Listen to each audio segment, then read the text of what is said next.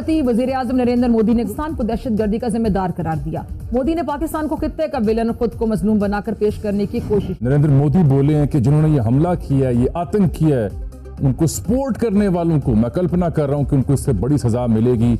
बची खुची जमीन को हम मिट्टी में मिला देंगे। वो तो बिहार में हूं या जहां भी हूं जाके पाकिस्तान का नाम लेकर भी और लिए बगैर भी कुछ और ही कॉन्सिक्वेंसेस हमें दिखा रहे हैं। मोदी की हठधर्मी ने भारत को एक आलमी बदमाश, वो गुंडा नहीं होता, वो बना के रख दिया। हिंदुस्तान जो अपना वेट, अपना जो हमारे से 10 गुना ज्यादा बड़ा है, 4 गुना ज्यादा फौज, 6 गुना ज्यादा एयरफोर्स, 8 गुना ज्यादा नेवी, उनका एयरक्राफ्ट कैरियर अभी उधर ला के खड़ा कर दिया है।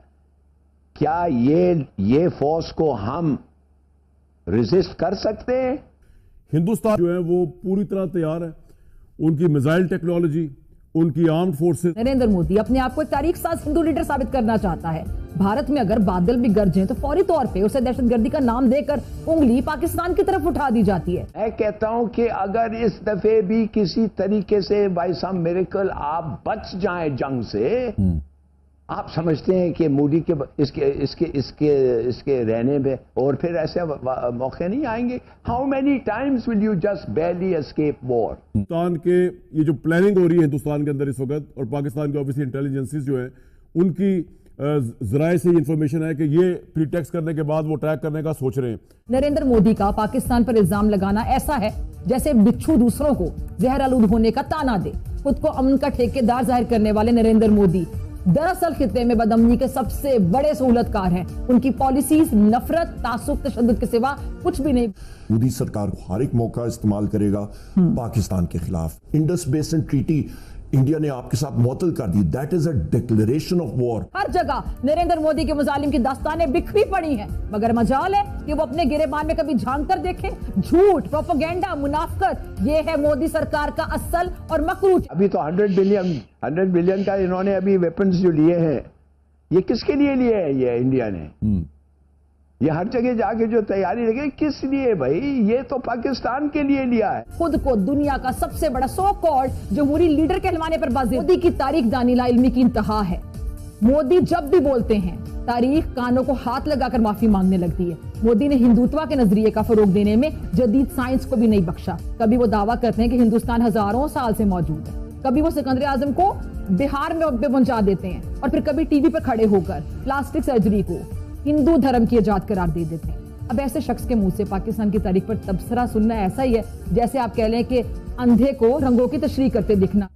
मोदी ये एक जेनोसाइडल मेनियक है, ये नेतन्याहू से कम नहीं है। अब मोदी की जो पॉलिसीज हैं अमन से कोसों दूर है, किसको नहीं पता। मोदी का नारे सबका साथ, सबका विकास, मगर हकीकत में उनकी पॉलिसी क्या है? सबका इस्तेकाल, सबकी बर्बादी। खित्ते में भी मोदी की पॉलिसीज ने कशीदगी बढ़ा दी है। कभी नेपाल के साथ सरहदी तनाजा, कभी चीन से झड़पें, कभी श्रीलंका में दखल अंदाजी, और कभी बांग्लादेश से कशीदा ताल्लुकात। मोदी की खारिजा पॉलिसी का खुलासा सिर्फ एक लफ्ज, जारहियत। हिंदुस्तान का ये प्रोपेगेंडा कि पाकिस्तान के अंदर कोई टेरर कैंप है, ये प्रोपेगेंडा इसलिए किया जा रहा है ताकि जस्टिफाई किया जाए पाकिस्तान के ऊपर कोई मिसाइल या कोई और अटैक। मोदी सरकार अभी भी मासूमियत का लिबादा ओढ़ने की कोशिश कर रही है।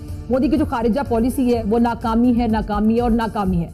मोदी सरकार ने भारत को आलमी सतह पर तन्हाई की तरफ धकेल दिया है। मोदी सरकार के झूठे बयानिए को बढ़ा चढ़ा कर पेश करने के लिए भारतीय मीडिया का जो किरदार है वो एक प्रोपेगेंडा टाइप, मॉडल टाइप आप समझ लें, उससे कम नहीं है। प्रोपेगेंडा करने के लिए जोकर नुमान जो उनके एंकर्स तजियाकार न्यूज स्टूडियोज में बैठे होते हैं और आए रोज पाकिस्तान के खिलाफ झूठे इल्जामात गढ़ते हैं। खित्ते में बदअमनी फैलाना, ये सब मोदी सरकार के माथे पर कलंक का टीका है। मोदी जी पाकिस्तान को बुरा भला कहने से पहले अपने झांकें, आईना देखें, आईना। अमन की खातिर हमारे शेर दिल जवान कुर्बानियां दे। तो हमने अब देख लिया है कि वो कर रहे हैं। ऑलरेडी उन्होंने आज कर लिया है।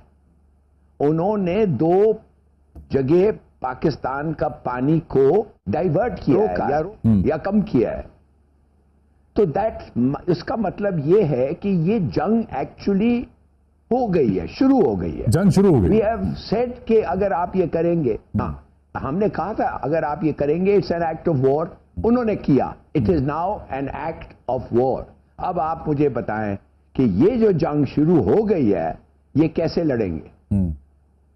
क्या आप हिंदुस्तान जो चाहता है उस तरीके से लड़ेंगे? کہ ان کا جو فوج ہے ہمارے سے زیادہ 4 گنا، ان کا جو ایئر فورس ہے ہمارے سے زیادہ 6 گنا، ان کا نیوی جو ہے 8 گنا. یو ول یوز ان کے ساتھ ان کنونشنل وار کریں گے کہ آل ویپن وار ہوگا یہ، اور خاص طور نیوکلیئر ویپن جس کو آپ نے بنایا، جس کے لیے آپ نے گھاس کھایا، جس کو آج تک اگر کچھ چیز آپ کو بچا رکھا ہے دیٹ از نیوکس. دیکھیے ایک ہی طریقہ ہے انڈیا کو ہرانا.